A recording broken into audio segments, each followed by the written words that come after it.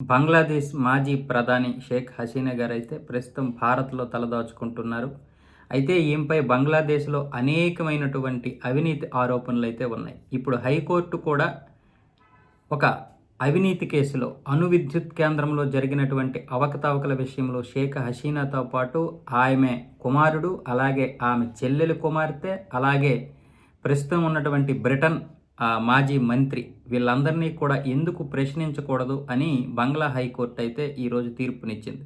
దాంతో వీళ్ళపైన కూడా కేసులు నమోదయ్యాయి. నిజానికి రోప్పూర్ అనే ప్రాంతంలో, అంటే ఢాకాకి 160 కిలోమీటర్ల దూరంలో ఉన్నటువంటి రోప్పూర్లో అణు విద్యుత్ కేంద్రం నెలకొల్పడానికి దాదాపు $5 బిలియన్ అంటే 43,000 కోట్ల రూపాయలతో రష్యా కంపెనీతో ఒప్పందం అయితే జరిగింది.